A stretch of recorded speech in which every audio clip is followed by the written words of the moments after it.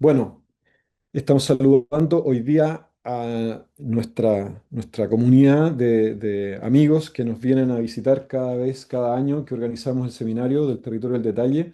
Este año el número 19 desde que partimos, seminario que organizamos junto con la Escuela de la Universidad de Talca y Felipe Miño, que están en los controles hoy día ayudándonos a organizar este evento una vez más. El seminario cumple 19 años y tiene dos libros ya al haber. Acaba de salir el nuevo libro que también tiene que ver con las conferencias que hemos organizado. El segundo libro del seminario está organizado en conjunto con la Universidad de Tennessee en Knoxville, la Escuela de Interior Architecture, donde yo me encuentro hoy día. Y en esta ocasión tenemos a nuestros segundos invitados de este seminario. El primero fue Javier Corbalán y ahora tenemos a nuestros amigos Paula Villar y Daniel Canchán, ¿verdad? De Espacio Común.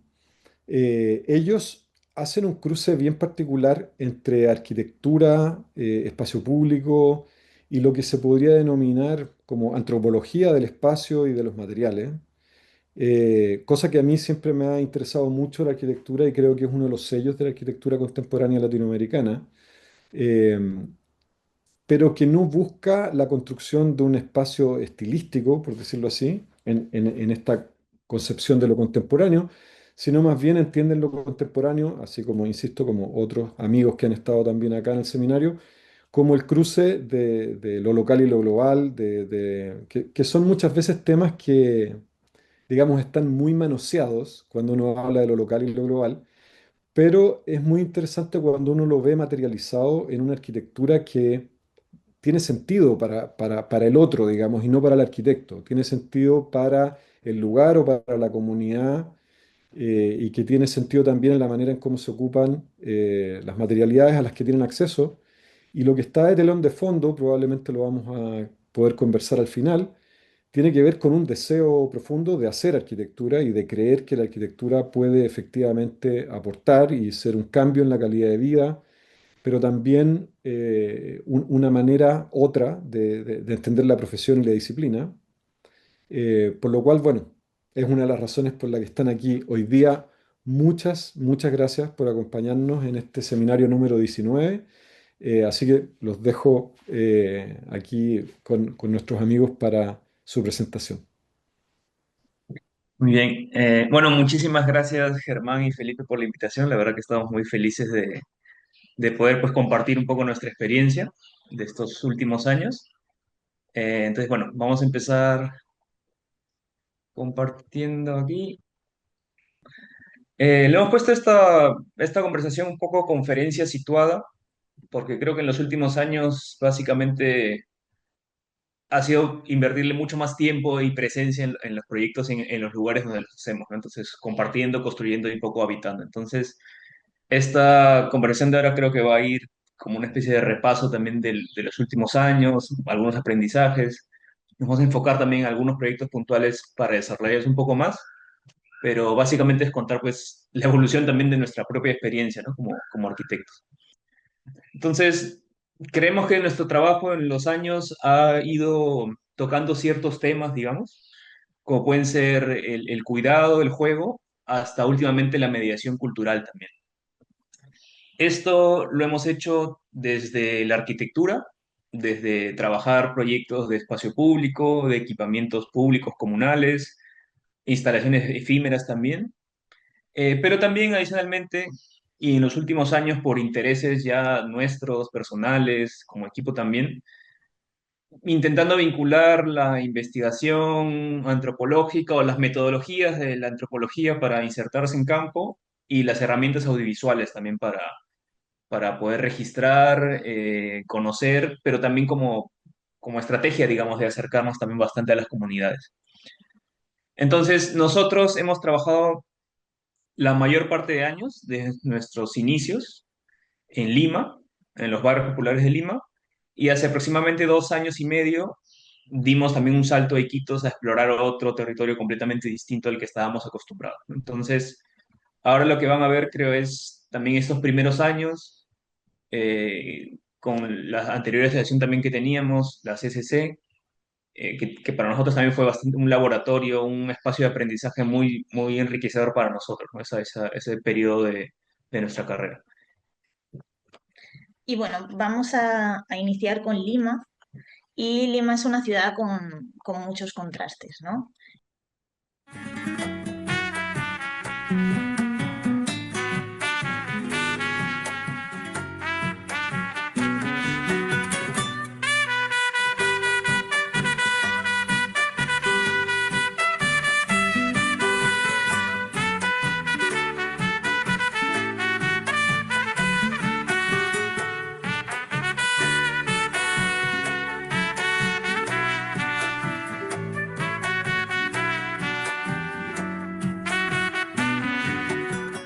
Vale, pues aquí veíamos a la ciudad de Lima. Cuando tú la recorres, sientes esa fragmentación tanto social como urbana que existe.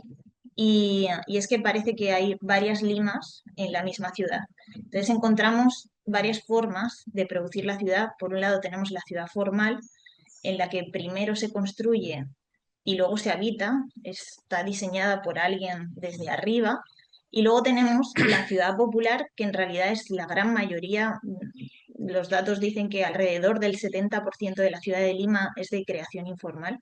Entonces, es una ciudad que primero se habita y luego se va construyendo progresivamente por etapas. Es aquí, en esta ciudad popular, donde mayoritariamente hemos desarrollado nuestra práctica.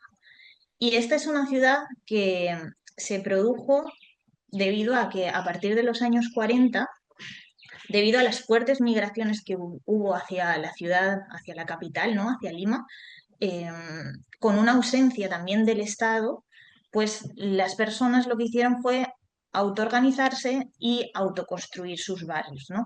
Y aquí quiero resaltar que las primeras construcciones de viviendas las hacían así con este material de estera, así como pueden ver, ¿no? Y cómo iban construyendo pues los distintos servicios y demás, ¿no?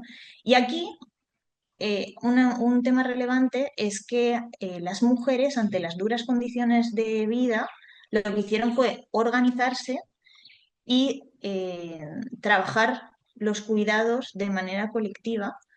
Y ahí hicieron clubes de madres, comedores autogestionarios, vasos de leche o guarderías informales, ¿no?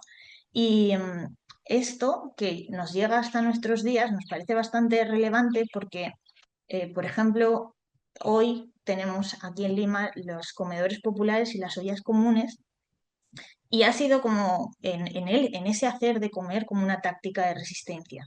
Y es que sabemos que el sistema históricamente ha designado a hombres y mujeres actividades y espacios diferentes en la ciudad, ¿no? A los hombres el trabajo productivo en la esfera pública y a las mujeres el trabajo de cuidados en la esfera doméstica. Y normalmente siempre ha sido de manera individual y no remunerada, ¿no? Sin embargo, lo que comentábamos, que en los barrios populares sacaron estos elementos, ¿no? Estos espacios de cuidado, los sacaron a la esfera pública y empezaron a trabajarlos de manera colectiva. Y esto es algo que, por ejemplo, Daphne Spain nos dice que es lo que se denomina espacios de género urbano, que ofrece a las mujeres una identidad más allá de la asociada al hogar y que puede servir como una plataforma para el discurso público. Y además que cuando estos espacios se utilizan o se gestionan de manera voluntaria, promueven la independencia, promoviendo la independencia económica, pues es más probable que pues las mujeres no dependan tanto de sus maridos o del gobierno, ¿no? Y entonces, en el caso aquí que tenemos aquí de las ollas comunes y los comedores, pues lo que buscan es la seguridad alimentaria, pero van mucho más allá, ¿no?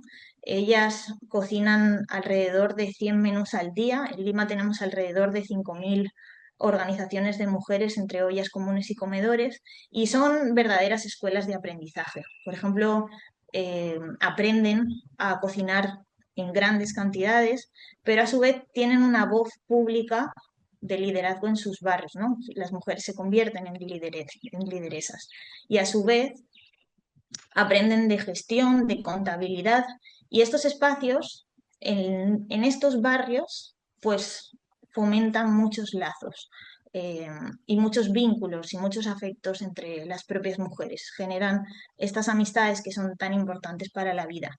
Y entonces es así como cogiendo también como el concepto de Virginia Woolf de la habitación propia, sentimos que es como que estas mujeres han gestionado y organizado y creado una habitación propia al exterior, al exterior del espacio doméstico, ¿no? Y nosotros tenemos el proyecto Barrios que Cuida, que es un proyecto que estamos iniciando y, y con el que hemos hecho algunos trabajos, también, por ejemplo, audiovisuales. Hicimos unos cortos documentales sobre algunas ollas comunes en Lima y, por ejemplo, en este caso, se veía claramente que las ollas comunes iban mucho más allá del hacer de comer, ¿no? Y tenían un vínculo y un impacto social en sus barrios. Por ejemplo, esta es una olla común que está en el barrio del Agustino, que es en el centro, en el centro de la ciudad de Lima. Y, y estas mujeres, además de preparar todos los días los menús, pues una vez al mes o dos veces al mes organizan unas actividades de talleres de manualidades con los niños en la calle, ¿no? Cierran la calle y, y este, que es un barrio bastante vulnerable, pues van generando estos encuentros, ¿no? O estas mujeres en Quebrada Alta, en Villa María del Triunfo, esta es en una zona más alta, ¿no?, de la ciudad, pues ellas son defensoras de las lomas y están tratando de impedir que haya más invasiones. Y a su vez, pues tienen sus huertos y trabajan mucho el tema natural. Y, por ejemplo, en otra olla común lo que hicimos fue también vincular a las mujeres con la Universidad UPN y lo que hicimos fue algunos talleres de carpintería con las mujeres y hicimos con ellas también esta carpintería. Y lo que se busca así, el objetivo del proyecto así más a largo plazo es pasar de lo temporal, que es como la primera idea de una olla común, es en un momento de emergencia que surgen en la pandemia, pasar a lo transformador y hacer los comedores productivos barriales donde las mujeres, además de cocinar, aprendan oficios para así poder tener un sustento económico para ellas, pero a su vez también para generar un sustento económico para los equipamientos y mantenimiento de donde ellas trabajan. Sí, y estas ollas anteriores que se estaba mencionando, claro, es un poco la manera que hemos encontrado también de acercarnos a conocer, a identificar proyectos potenciales, ¿no? En estas tres, a través de los cortos, a través de acompañar las actividades, a través de conocer y compartir ahí algunos momentos, pues han sido la manera de pues identificar estos potenciales proyectos que pues eventualmente estamos ahí en la búsqueda siempre de fondos para poder hacer intervenciones un poco más grandes también. Y ahora voy a contar el caso este es muy especial, el caso de La Balanza, que está al norte de Lima. Y este es un barrio muy especial porque hay un grupo de teatro que se llama La Gran Marcha de los Muñecones, que surge en los años 90 y en los años 2002 empiezan a organizar un festival de teatro que se llama La Fiteca, que es la Fiesta Internacional de Teatro en Calles Abiertas.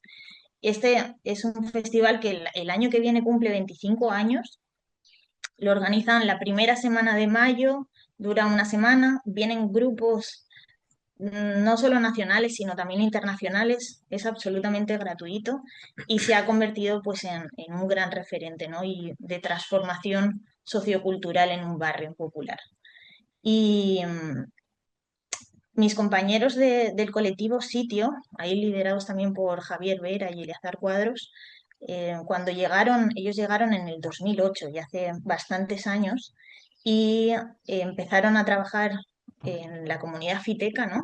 Y dijeron, bueno, ¿cómo desde la arquitectura, ¿no?, podemos aportar? Ellos eran estudiantes de la Universidad Nacional de Ingeniería y bueno, con un colectivo que era Sitio, empiezan a colaborar con el barrio y proponen el proyecto Fitecantropus, ¿no? Que es el proyecto urbano integral del barrio, donde identifican una serie de espacios estratégicos de intervención con una mirada a largo plazo, ¿no? Y el proyecto que se empieza a construir está aquí justo, en el corazón del barrio, que es el que voy a contar a continuación, que es el proyecto del Centro Cultural Comedor San Martín del Once y su entorno, ¿no? Que es el que tenemos acá. Y para que entiendan un poquito la zona, este era un antiguo comedor, mira, lo pueden ver más adelante, pero era una antigua construcción durante el gobierno de Belaúnde que sí que construía algunas infraestructuras y se propone una rehabilitación, ¿no? Del espacio. Y aquí tenemos un colegio, dos canchas, un parquecito y un vaso de leche. Y este proyecto está liderado por estas mujeres, que son alrededor de 13 mujeres, y sin ellas, pues nada hubiera sido posible. Y también destacar también el equipo de arquitectos. Hemos trabajado con cooperación internacional y me gusta también destacar el trabajo de tantos arquitectos que se han ido sumando también a lo largo del camino, muchas organizaciones, y este es un proyecto que pues lo tenemos muy, muy en nuestros corazones, ¿no? Y lo fuimos haciendo por etapas y así fuimos transformando este comedor popular en un centro cultural comedor con todo el parque de Tahuantinsuyo a su alrededor, ¿no? Y lo fuimos haciendo por etapas. Entonces, para explicar un poquito en qué consistió la remodelación, pues básicamente este comedor más bien servía la comida hacia afuera y se generó un espacio pues más de encuentro, ¿no? Entonces hay como una cocina abierta, un espacio de comedor, un huerto en el primer piso y los baños, y en el segundo piso tenemos una biblioteca, un almacén y una sala de usos múltiples. Y ahora lo vamos a ver. Este es el primer piso con con el muro de la memoria que cuenta todo el proceso que se ha llevado a cabo, porque cabe resaltar que, claro, es importante la obra acabada, pero en este caso, en este tipo de proyectos, el proceso pues es fundamental, ¿no? Y todo lo hemos ido trabajando de manera muy coordinada, ¿no? con los vecinos. Aquí ya cuando subimos al segundo piso nos encontramos con la biblioteca y esta es una biblioteca que todos los sábados desde hace ya 8 años trabaja este colectivo que se llama Biblioteca Fitecantropus y hacen talleres de mediación de lectura a niños y niñas. Y la sala de usos múltiples es esta, y aquí pues también hemos hecho muchísimas, muchísimas actividades, desde exposiciones, muchos foros, muchos eventos, también proyecciones de cine. Y para entender un poco cómo lo construimos, en vez de contratar a maestros, lo que pensamos fue hacer el CAP Lab, que era el Centro de Aprendizaje y Producción La Balanza. Y estaba dirigido, era un taller de oficios que estaba dirigido a adolescentes y a madres solteras del barrio. Y así fuimos construyendo pues todos los elementos. Esto me gusta destacarlo, el hecho de que incorporemos también a mujeres en la parte constructiva, porque al final se convierten también en un referente, ¿no? Ejerciendo pues trabajos diferentes a los que se tiene en la conciencia colectiva, ¿no? De los trabajos que hace una mujer. Y aquí nos visitaban un montón de niñas, de niños, a ver cómo iba construyéndose el edificio, ¿no? Y entonces veían cómo había muchas más mujeres que estábamos haciendo este tipo de trabajos. Y para que vean un poquito también que no solo construíamos, o sea, como los distintos elementos de mobiliario, eh, integrados, sino que también pues fuimos diseñando algunas bancas. Este, por ejemplo, este elemento pues servía como para colocar objetos, ¿no? Como estantería, pero si sacábamos los elementos, pues nos servía también para hacer las distintas bancas de la sala de usos múltiples y tenía ruedas y iba conformando podíamos conformar el espacio de distintas maneras. Y la fachada, lo que hicimos fue generar una serie de paneles con la idea de un vecino o vecina, un panel. Entonces, si iba a ser el centro cultural del barrio, pues qué mejor que estuviera representado por las propias vecinas y vecinos, ¿no? Entonces organizábamos faenas de domingos comunitarios o las propias vecinas se las llevaban a sus casas y luego las traían. Y así, la idea es que cada panel pues cuente una historia. Y, por ejemplo, los paneles intermedios que vemos aquí son hechos de estera, que es el material con el que primero se construyeron las viviendas aquí en el barrio. Y los otros es una fachada efímera que sabemos que en el futuro puede ir cambiando, ¿no? Y cada uno pues va contando pues una historia. Por ejemplo, este de aquí de, fue hecho por los niños y las niñas del colegio de aquí del parque, ¿no? Y ellos hicieron tapitas de botellas y lo hicieron. O este, por ejemplo, lo hizo la señora Emilda, que ella bordaba, entonces ella hizo pues este panel con bolsas de plástico. Y al final, la fachada lo que son los píxeles de las propias viviendas, ¿no? Del barrio de La Balanza, que aquí tenemos el APU del barrio, que es el Cerro Elefante, ¿no? Y, y así en el proyecto en su entorno. Sí. Después otro de los temas que hemos abordado también en los años es justamente el tema del juego. Y siempre regresamos a esta frase de Byung-Chul Han que habla que pues, la imaginación se basa en el juego y esta necesita espacios donde nada esté definido con firmeza ni delimitado al 100%, sino una cierta imprecisión y falta de claridad. Y eso, claro, es interesante porque a través del juego, pues el niño lo que hace normalmente es inventarse las cosas, ¿no? Por ejemplo, acá nos imaginamos que estos niños seguro antes de salir a jugar le dijeron a sus papás y mamás que iban a estar jugando en la puerta de casa. Y bueno, literalmente se treparon a la puerta y se pusieron a jugar. O estos otros que están jugando fútbol en una escalera, ¿no? Entonces, estas cosas absurdas de repente que un adulto no le encontraría mucho sentido, en la imaginación del niño es lo más cotidiano, ¿no? Empezar pues en las cosas encontrar distintos usos a los que estaban planificados originalmente.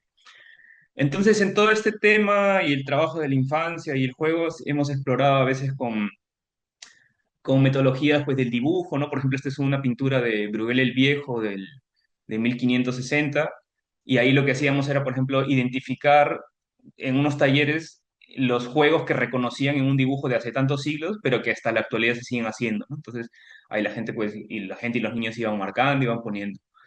O, por ejemplo, crear un laberinto en una cancha de fútbol, donde pues por un momento los niños se toman ese lugar que normalmente está utilizado por adultos, por hombres para jugar fútbol, pues ahí en un laberinto gigante se ponen a jugar.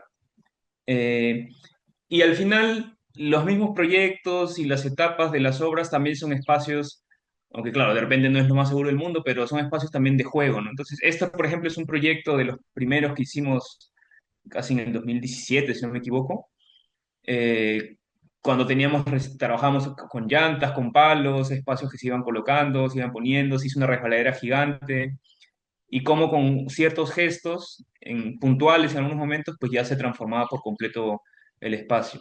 O este otro también en la balanza, con unos elementos metálicos, de repente bastante abstractos, ¿no? Una barra ahí que podría servir para sentarse o para que los niños hagan equilibrio y caminen sobre ella, o las otras barras más altas que servían tanto para hacer ejercicios, pero también para hacer piruetas, y pues los niños y niñas trepaban todo el día por ahí.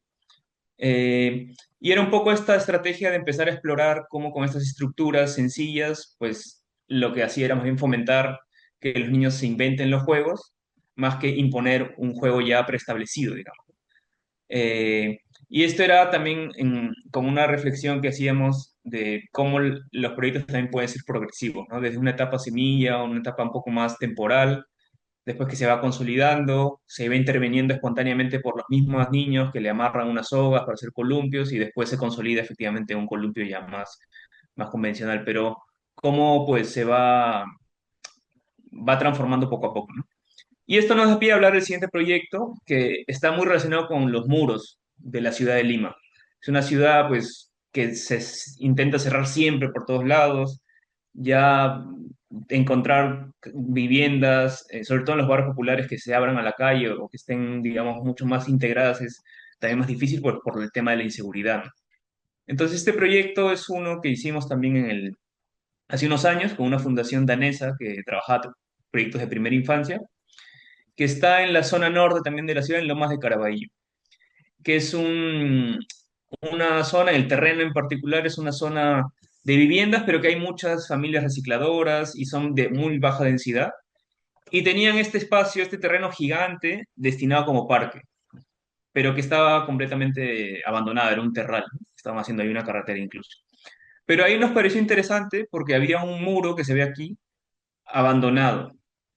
Y este muro era de una antigua, un señor que vivía ahí, supongo, intentó apropiarse de este terreno, pero la misma comunidad de los vecinos, pues, le dijeron que no podía hacerlo y frustraron esta invasión. Entonces, este muro es como una especie de invasión frustrada y quedó ahí como ruina. Abandonado, se convirtió en un lienzo para publicidad, para candidatos políticos, también por atrás era un lugar, pues, sucio, abandonado. Pero bueno, era una especie de elemento que estaba ahí y en el proceso de este proyecto, pues además era interesante porque este espacio era compartido por muchos asentamientos. Entonces hubo varias dirigencias que estuvieron articulando para sacar este proyecto adelante. Entonces la idea era, también nos vino pues viendo algunas referencias, por ejemplo, este artista que se llama Chat Travieso, que tenía esta obra que era 101 maneras de subvertir un muro. Entonces, así como estos 6 dibujos, tenía 100 de distintas actividades, ¿no? De hacer un sub y baja gigante, una puerta, un trampolín, una cancha de básquet, etc. Entonces decíamos, ¿qué pasa si hacemos todas estas actividades pero en un mismo muro, ¿no? Ya que tenemos este espacio largo que eran como 70 metros por un lado, por 25, 30 por el otro. Y fue así como nació una primera idea de, pues, en vez de tumbar esto o hacer una cosa completamente nueva, pues reutilicemos lo que ya existe ahí y transformémonos en un lugar muy activo, más seguro, seguramente con muchas más actividades para que la gente pueda venir, ¿no? Entonces, pasar de lo que era un lugar abandonado y peligroso a lo que sospechábamos podría ser un espacio bastante visitado. Entonces, hicimos también una serie de talleres, encuentros con los vecinos, y uno de ellos fue el taller de maquetas. Entonces, le dimos a cada vecino como un paño del muro en una maqueta, en un en 20, si no me equivoco, con una tapa blanca, ¿no? Que era el muro existente. Y sobre eso ellos podían hacer prácticamente lo que quisieran. Lo único que tenían que hacer era mantener el marco de la estructura, ¿no? De las columnas y la viga. Entonces empezaron pues a poner plastilinas, primero tímidamente, de repente hacer un huequito al muro, después se fueron animando más, hasta el final algunos quitaron completamente el tabique blanco y pues empezaron a transformarlo, le pusieron hilos, sogas, elementos con plastilina y tal, entonces como poco fue transformándose. Y al final era interesante porque poníamos las intervenciones de cada persona juntas y ya se notaba pues este muro completo transformado, ¿no? Ya era una cosa individual, sino que se convirtió en una cosa más colectiva. Y al final tuvimos en su momento pues como 30 y tantas maquetitas de estos pedacitos de muro que nos dio pistas también para ir aterrizando y viendo también qué actividades eran más recurrentes, ¿no? El subir y bajar, el resbalarse, el sentarse, yo qué sé. Lo fuimos pasando a dibujos, fuimos poniendo algunas pues de reinterpretaciones o interpretaciones más detalladas de cada maquetita. Esto también fue evolucionando a collages un poco más gráficos para ver cómo podría ser realmente esa transformación, que después también desembocó en una maqueta completa de la transformación del muro.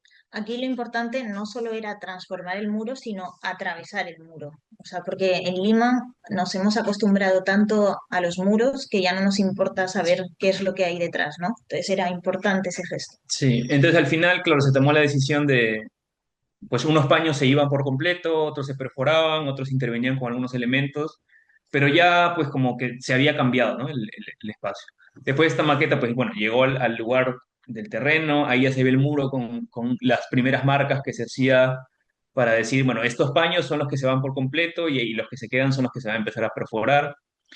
De hecho, estas jornadas de demolición fueron bastante divertidas, porque pues agarrar una comba y empezar a darle combazos a un muro, no sé, como que soltaba ahí todas las frustraciones seguramente.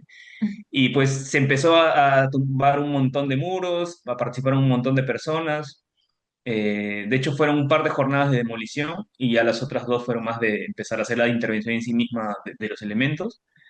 Y empezamos también a recuperar pues algunos ladrillos de lo que quedaba de esta demolición para... La idea inicial era hacer una especie de plataforma circular, pero bueno, por temas de recursos al final no se pudo hacer esa. Pero sí lo que se hizo fue, pues bueno, si en la misma hora la gente ya estaba usando estos marcos como asientos y respaldos, pues bueno, coloquemos estos ladrillitos ahí para hacer una especie de bancas en distintos niveles y que van acompañando todo a lo largo del muro. Y ya esto es un poco como cómo fue quedando el proyecto, ¿no? Al final se ve pues la huella de lo que fue este muro viejo, antiguo, que incluso estaba roto por unas partes. Intentamos no modificarlo mucho. En unos puntos sí tuvimos que rellenar con cemento, con concreto, pues para ya tapar fierros que estaban expuestos, pero en otros donde está el revestimiento, digamos, roto, pues lo dejamos así y lo pintamos para que quede la huella de lo que fue el muro, ¿no? Las pintas políticas o del colegio al final no se borraron, sino se dejaron, entonces quedan estas huellas en todo el muro. Y era completamente distinto el espacio, ¿no? Era o sea, a esa vista, por ejemplo, unos años, unas semanas antes hubiera sido imposible ver eso, ¿no? Pero ahora pues ya lo permitía. Le agregamos algunos elementos metálicos también más resistentes para colocar otros elementos y pues ya poco a poco fue usado en distintas zonas. Entonces, a lo largo de todo el muro pues ocurrían distintas actividades, los niños se juntaban, los abuelos se sentaban, y acá también se ve un poco pues señores mayores, pero también niños bastante pequeños, que era un poco el objetivo de la fundación, ¿no? De traer a la primera infancia a los niños también a utilizar los espacios públicos. Y al final es un poco como quedó, decimos pues eso, ¿no? De esta especie de ruina que fue transformada y activada, digamos, con estas pequeñas intervenciones. El equipo fue bastante grande, se involucró la municipalidad de Caraballo, vecinos, vecinas, arquitectos, voluntarios. Fueron varias faenas bastante bonitas donde pues todos compartimos para transformar este espacio. Y al final pasó de estas situaciones a estas otras, ¿no? Entonces era un proyecto, son proyectos al final bastante pequeños, pero creo que bastante significativos en la potencia que pueden transmitir de intervenir algo con pequeños gestos. Vale, y ahora vamos a cambiar de contexto y nos vamos a ir a la selva amazónica peruana, a la ciudad de Iquitos. Y es que, bueno, de la cosmovisión amazónica y de la misma selva tenemos muchas cosas que aprender. Y es que ellos tienen una relación muy fuerte. Ellos son conscientes de la interdependencia que existe con la naturaleza, ¿no? Y, y es así como la naturaleza es cíclica, ¿no? Y va cambiando a lo largo del año, ¿no? Tenemos temporadas donde crecen los ríos, ¿no? Y temporadas donde bajan y hay distintas especies y distintos animales en función de eso, ¿no? Y ¿qué pasa con la selva, no?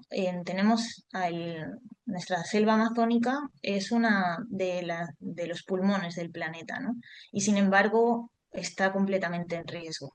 No solo por la minería y la tala ilegal, ¿no? Sino también por la ineficacia, ¿no? O inacción de las autoridades que permiten que muchas empresas, incluso transnacionales, ¿no? Extractivistas, pues atenten, ¿no? contra un patrimonio tan importante para nuestro mundo. Y claro, nosotros empezamos a trabajar aquí en la ciudad de Iquitos, que está al norte del Perú, y empezamos a trabajar en un barrio muy particular que es el barrio de Belén. Y es aquí donde es tan particular porque tiene dos temporadas, ¿no? En 6 meses al año tiene esta imagen, ¿no? Que vemos todo de tierra. Y los otros 6 meses al año tiene completamente agua. Y es lo que se conoce como época de vaciante de julio a diciembre o época de creciente de enero a junio. Y las personas conviven completamente entre estas dos temporadas. Sus casas son palafíticas y esta es una imagen muy cotidiana de la vida cotidiana. Eh, Allí pues los niños juegan muchísimo en la calle, las mujeres sacan sus mesitas y empiezan a jugar al bingo. Hay una vida urbana muy rica. Y cuando crece el agua, pues las imágenes cotidianas son de este tipo, ¿no? Estos son los niños que van al colegio. aquí Sí. también lo podemos ver. Sí, ahí, por ejemplo, en Belén, que ya hace un par de años, 2 años y medio, pues, que llegamos por primera vez, hemos pasado bastantes periodos, hemos vivido en Belén unas semanas también, hemos conocido y hemos como estado constantemente yendo, ¿no? Entonces, por ejemplo, al inicio nosotros nos costaba entender las dos estaciones en el sentido de cuál es la normalidad, ¿no? Si la normalidad es la época seca y después sube, entonces cuando baja el agua vuelve a la normalidad, o la normalidad es la época creciente y cuando se seca más bien es una época rara. Entonces, ahí nos decían, bueno, nosotros convivimos con estas dos estaciones, ninguna es más normal que la otra, simplemente pues son dos estaciones y ya está. Entonces, Ujú. como hay una visión, creo, de habitar la selva que es como bastante fluido todo, ¿no? Como todo puede estar en constante cambio, las casas se transforman muy rápido, son muy precarias también, pero pues bueno, se van reinventando y actualizando y reconstruyendo todo el tiempo también. Sí, y por supuesto es una forma válida de vivir, ¿no? Eso es algo que se reivindica mucho en Belén. Y aquí, a lo largo del año, en estas dos épocas, tenemos varios festivales y actividades culturales, ¿no? Que es lo que vamos a contar a continuación. Tenemos, por ejemplo, el Carnaval de Belén, que es súper, súper famoso. Ahora vamos a contar el Mollona Fest, pero otro de los que queríamos destacar es el Festival de Belén, que lleva eh, ya 19 años trabajando en este barrio y es en época de vaciante y ha supuesto, como decíamos, como contábamos en la balanza, pues una transformación también sociocultural bastante, bastante fuerte. Y, y como decía Daniel, pues la vida cotidiana es así, entre el agua y la tierra. Y nosotros aquí, lo que junto con nuestros compañeros y compañeras audiovisuales, de hecho, una de las directoras es Livia Silvano, que vive ha crecido en el barrio, ¿no? Y, y bueno, empezamos a hacer este festival de cine selvático flotante y lo que buscaba era reivindicar y poner en valor las selvas del mundo, ¿no? Y generar un encuentro, ¿no? de activistas por esta defensa de los territorios y de las comunidades que en ellas habitan. Está dividido básicamente en ciertas actividades, es un festival de cine internacional de las selvas del mundo, pero también es un gran laboratorio de formación y producción audiovisual que busca la soberanía audiovisual, que es que las historias sean contadas desde los propios territorios, ¿no? Desde las propias personas que en ellos los habitan. Y luego lo que hacemos también es un trabajo muy fuerte en este barrio de Belén, ¿no? Por la transformación social. Aquí os vamos a poner un videíto de la edición de este año eh, para que vean un poco en qué ha consistido.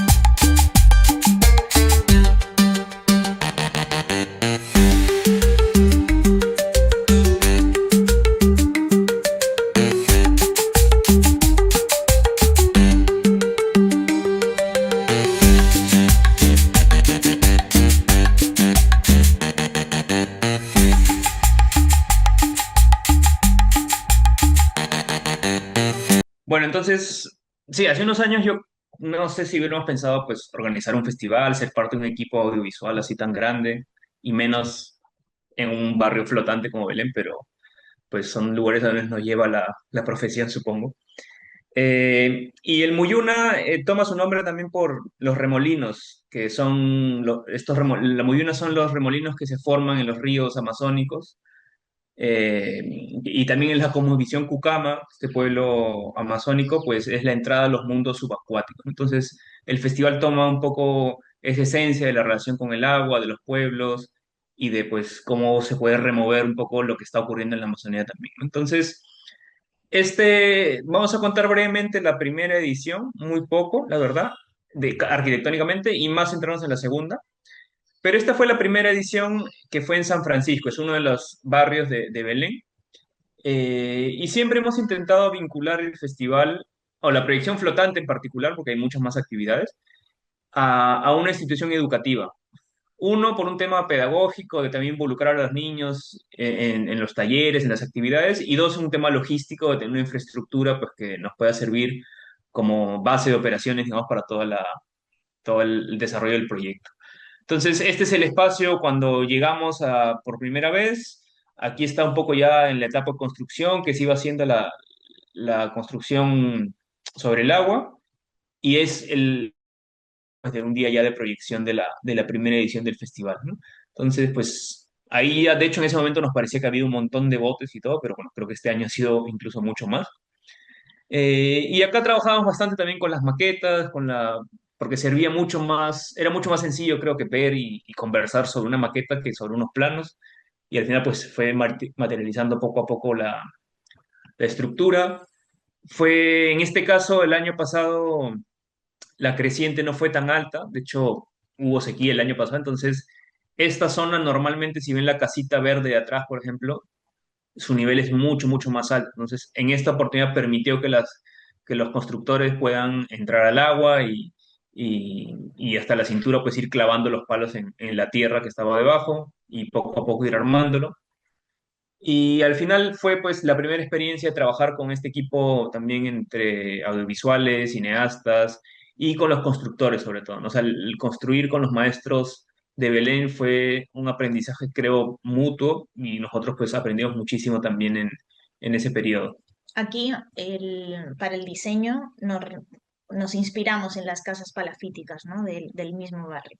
Sí, al ser también la primera vez que construimos algo así, pues dijimos, bueno, mantengámoslo un poco más sencillo, una forma más sencilla, pero siempre pues intentando ver o reflejar las formas constructivas locales. Entonces, esta fue la primera edición del 2024 y la segunda edición de este año ya le rendía homenaje directamente al pueblo Cucama, entonces empezamos también a ver referencias, por ejemplo, esta imagen es de una película que se filmó en Loreto también, sobre los Cucama, la gente del río, donde pues como decíamos era el portal a estos mundos subacuáticos Cucama.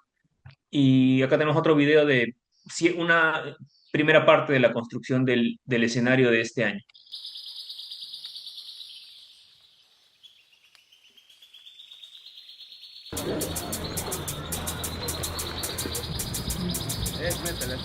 ¿Está bien así?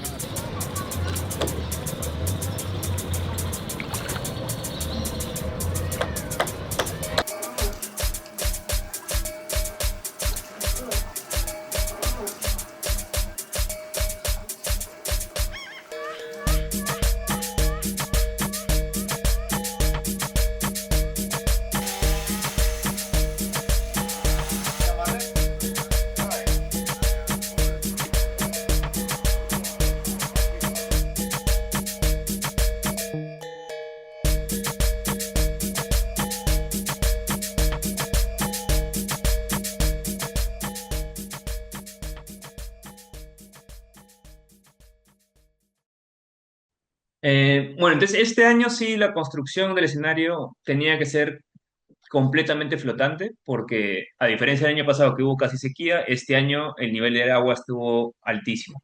Entonces, en este video que han visto, realmente hay una profundidad de por lo menos 3 metros de agua. Entonces no había forma de que la gente se meta a empezar a clavar, entonces tenía que flotar. Entonces, ¿qué hicimos? Bueno, también con el maestro principal estuvimos coordinando, viendo, rompiéndonos la cabeza de cómo hacer flotar un escenario de este tipo. La idea inicial, estaba claro, era hacerlo como las casas balsa de Belén, que son como las primeras etapas de viviendas, que son estas casas que se construyen sobre topas, que eran esos troncos gordos y livianos que flotaban. Pero claro, las casas normalmente son pues de 8 por 8 y son cuadradas. Esta era una estructura de más o menos 13 metros de diámetro y circular. Entonces, bueno, al final la respuesta más lógica creo que igual no fue la primera propuesta, sino después de darle muchas vueltas, fue hacer esta estructura radial de topas como una primera base, generar después unos anillos de amarre estructurales, poner otra base de topas ya para el escenario en sí mismo y después poner la pasarela y ya la estructura vertical, básicamente. Entonces, estas eran las distintas capas, digamos, para empezar a hacer este escenario. Todo esto que van a ver ahora y lo que se ha visto un poco en el video, básicamente se hicieron con estas herramientas. Martillos, clavos, las palancas, la motosierra y algunas sogas y el serrucho. Y bueno, las medidas de seguridad, pues porque había que treparse ahí. A todo esto, creemos que si hubiéramos intentado hacer esto, no sé, con una constructora, con constructores que no sean de ahí, yo dudo mucho que hubiera podido ser construida.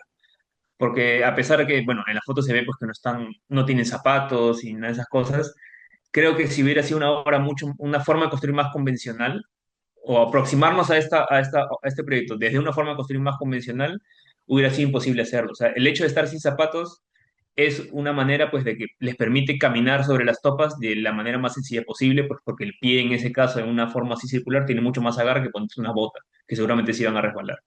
Entonces, y hay una especie de conocimiento pues casi corporal de cómo construir, ¿no? O sea, el equilibrio, trabajar con el agua, el movimiento, todo es como muy natural en las personas de Belén y las personas que construyen. Además de ellos, son pescadores, ¿no? Muchos de ellos. Entonces, saben hacer muy bien los nudos. Luego han construido sus casas en madera. Entonces, sí que tienen mucha técnica con este material. Sí. Entonces la primera base era esta especie de círculo con todas las topas apuntándose al centro. Se empezó haciendo primero como una especie de triángulos que formaban un decágono y de ahí se fue insertando las demás topas hasta conseguir esta primera base. Después ya se empezó a poner el segundo nivel, que este ya estaba completamente elevado, no estaba en contacto con el agua, y era la plataforma principal. Y se fue a empezar haciendo el anillo de esta pasarela externa, ¿no? que envolvía todo el escenario. Después se fue armando la estructura, fueron trepando pues, para armar uno por uno las columnas. Estas eran columnas triples en cada esquina para ir como entrelazando los palos para construirla. Después, un artista de Tarapoto también dictó un taller con niños y niñas del barrio para poner unos lienzos en ambos lados del escenario que reflejaban también pues como el mundo, la vida en la tierra y la vida subacuática. Entonces varios días estuvieron pintando los chicos con el artista.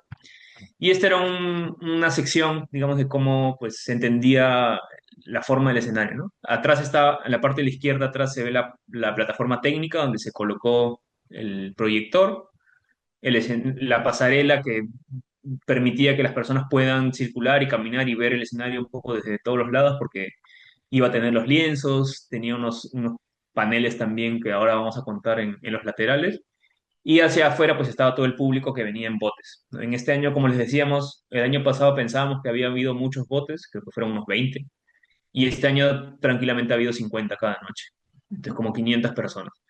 Y bueno, ahora le ponemos este video que es justamente los materiales que fuimos a conseguir en las chacras para hacer los laterales del escenario.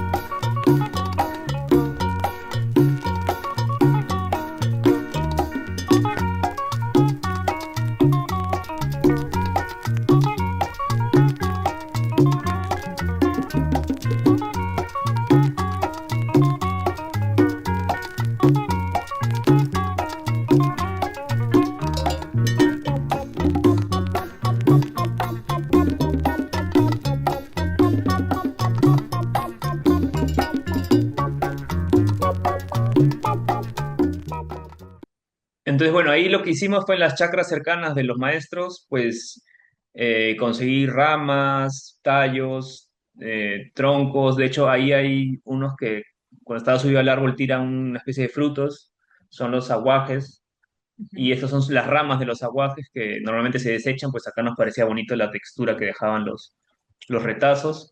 Y todas intentaban, pues, mostrar patrones de la cosmología Kukama, ¿no?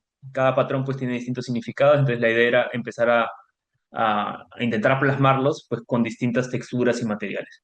Entonces al final el escenario era esta especie de abertura hacia el público flotante con una pasarela alrededor. Y ya justo antes, pues el mismo día de la proyección, teníamos que montar también la pantalla principal y, y ahí teníamos que inventarnos también un pequeño sistema de cómo desmontarla y montarla rápidamente, porque cuando llueve y hay tormenta en Belén, bueno, en Iquitos en general en la selva, eh, pues esto viene con unos vientos súper fuertes y no podíamos dejar la pantalla ahí puesta, ¿no? Porque pues, podría haber sido como un efecto como una vela que casi que se lleve el escenario. Entonces, bueno, inventamos ahí unos sistemas con cuerdas y tal para sacarlo. Entonces, bueno, al final de este dibujo ideal de lo que se pensaba iba a ser el escenario, pues termina siendo realmente así, ¿no? Donde se ve pues ya toda la congregación que tiene alrededor de estas proyecciones.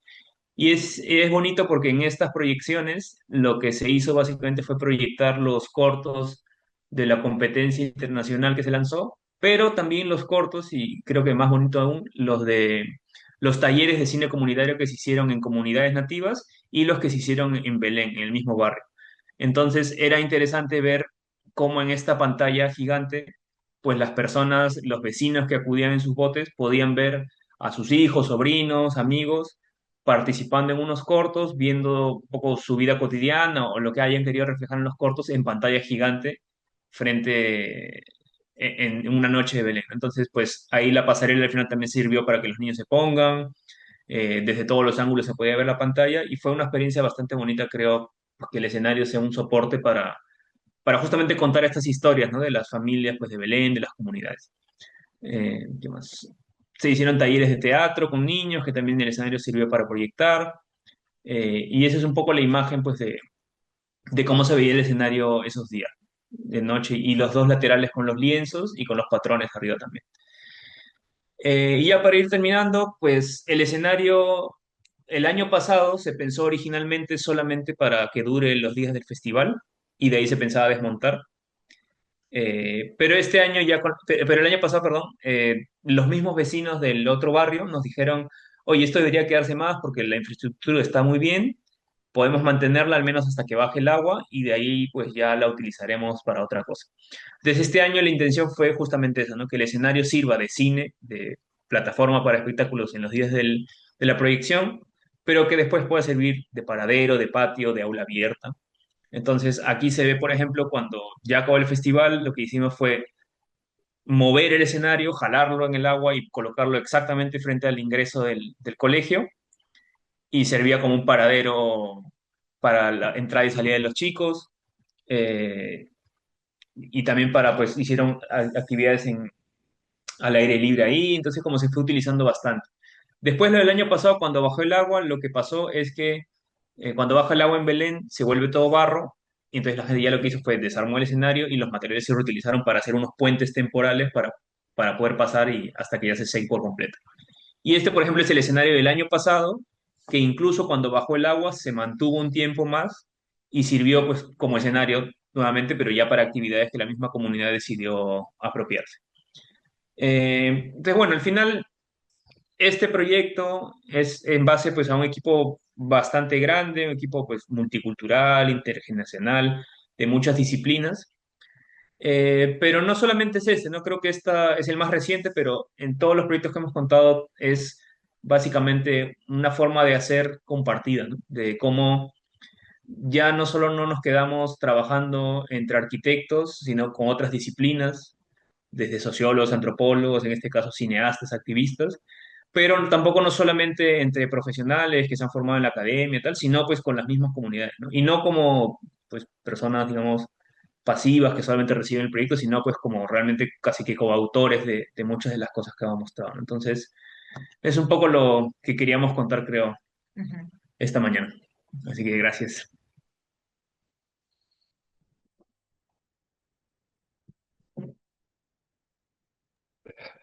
Fantástico, excelente. Muy, muy linda presentación. Les agradezco mucho el, el- todo el armado, todo el tiempo que le han dedicado a montar la conversación y la exhibición. Eh, bueno, y se desprenden de aquí un millón de temas. Creo que podríamos estar discutiendo horas respecto de muchas de estas cosas. Eh, una de las cosas que me viene a mí a la cabeza, dentro de las muchas cosas que pudiésemos conversar, tiene, bueno, y anoté aquí, tengo mi cuaderno lleno de notas, tiene que ver con cómo se articula esta idea de la oportunidad, ¿cierto? Ustedes hablaban de que, bueno, en el conocimiento del territorio, saliendo a buscar, hay una cierta sinergia que permite que aparezcan, que emerjan a partir de las conversaciones, del propio conocimiento y de ese vínculo con las comunidades, oportunidades para la arquitectura, ¿cierto? Uno dice como que hay un momento eureka, ¿no? Y uno dice, oh, esto está bueno, ¿cierto? Y esto otro, no tanto, no parece que haya tanta oportunidad aquí, o hay un asunto como con el olfato respecto de dónde realmente esto puede tener un impacto y dónde efectivamente puedo hacer un aporte. Y también en términos prácticos, qué tipo de iniciativas pueden efectivamente tener una repercusión y conseguir, por ejemplo, el dinero o los recursos, que no necesariamente son dinero, muchas veces me imagino son simplemente donaciones de materiales o permisos o cosas de otro tipo. ¿Dónde está esa clave de oportunidad en las obras que nos han mostrado y eventualmente en otras? Yo creo que hay un momento de incertidumbre, ¿no? En los proyectos que a veces da miedo, pero sí que es cierto que pasando tiempo en el lugar, esto es algo que también los compañeros del grupo Talca lo dicen mucho, que para que un proyecto pueda tener mucho más sentido, ¿no? Tienes que haberle dedicado tiempo.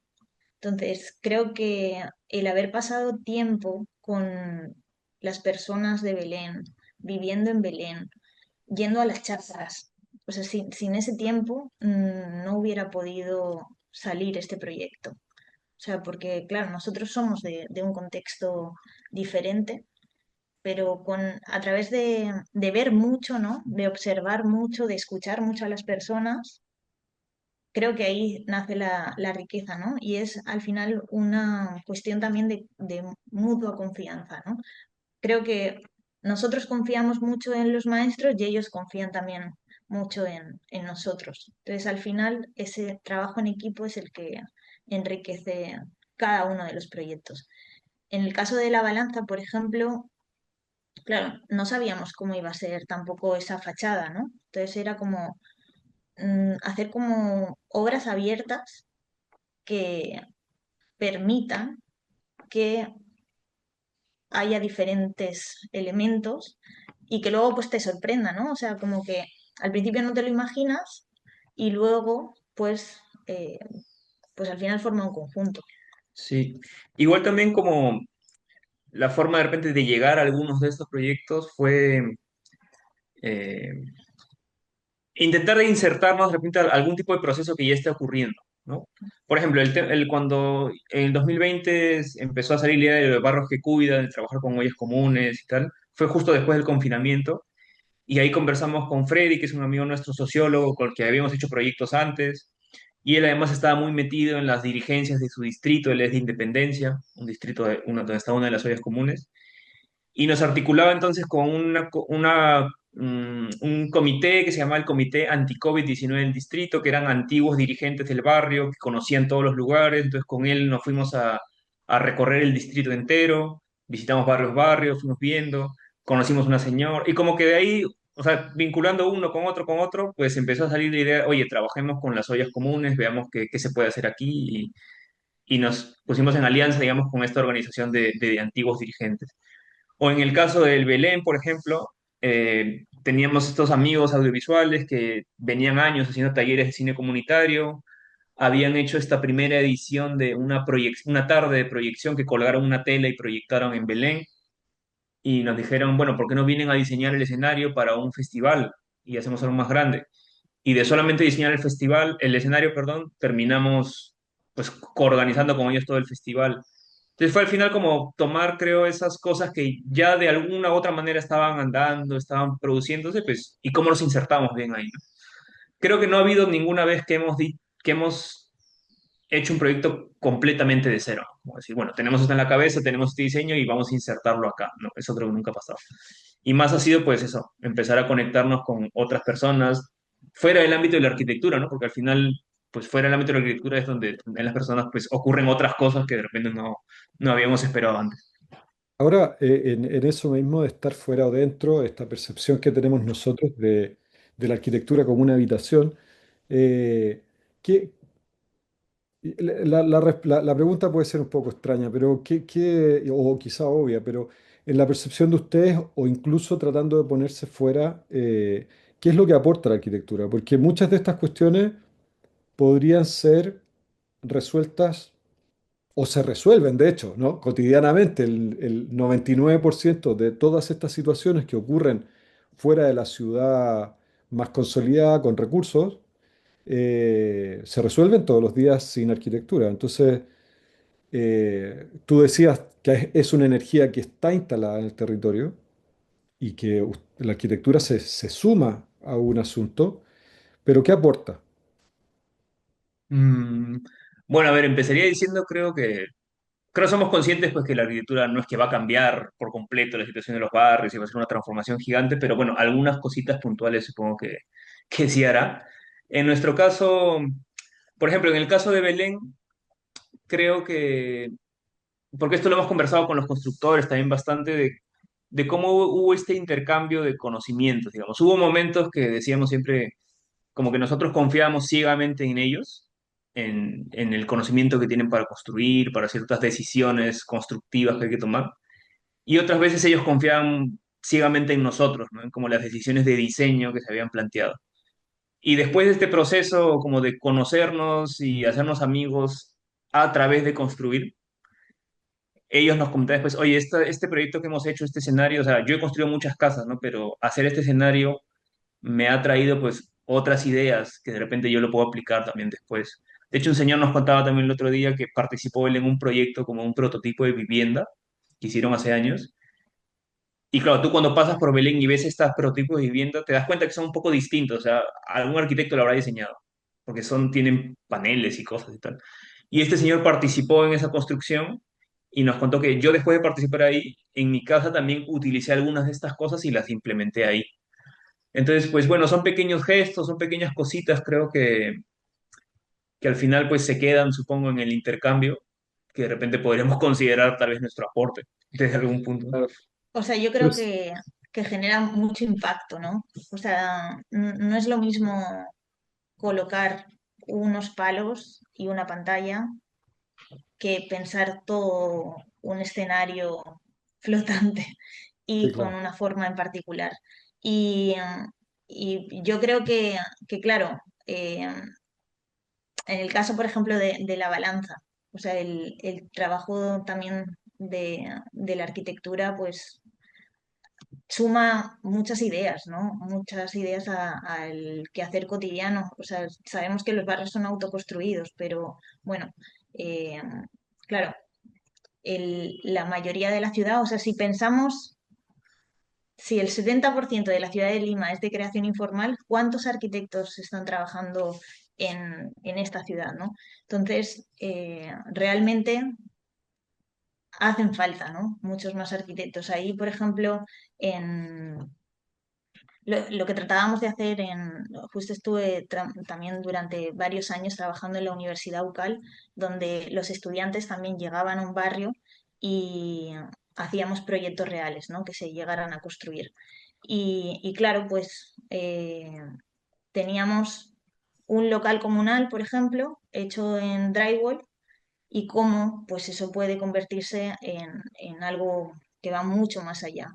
Y al final pues se convierten en proyectos muy referentes, muy llamativos porque le cambian realmente la vida a las personas. En el caso, por ejemplo, del parque de la Balanza, o sea, es increíble, ¿no? Ver todos los días cómo se usa, ¿no? Cómo está lleno de niños, cómo llegan las mamás, los bebés al espacio, ¿no? O sea, les ha cambiado la vida al completo.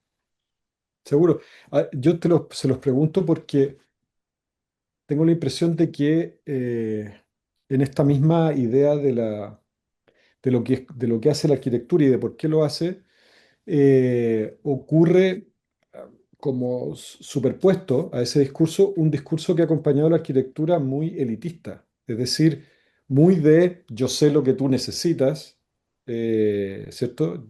Yo te voy a guiar, digamos, en una dirección que sin duda la disciplina la tiene, o sea, no podemos negar que la disciplina requiere muchísimos años de conocimiento, digamos, y de acumulación de ese conocimiento, y que todo el conocimiento es súper válido y súper importante, pero acá hay un asunto también de mayor horizontalidad cuando ustedes comentan que el conocimiento también está instalado ahí mismo y que la única manera de resolver este asunto tiene que ver con abrirse como ese espacio que, que de alguna manera también modifica la manera de hacer la arquitectura, ¿cierto? O sea, es otra arquitectura. Ustedes comentaban esto de que no podrían haberlo hecho de no haber sido por la gente y por el conocimiento local, y esto lo he escuchado ya varias veces y me parece como muy interesante porque no sé si les parece a ustedes lo que voy a decir, pero hay también una especie de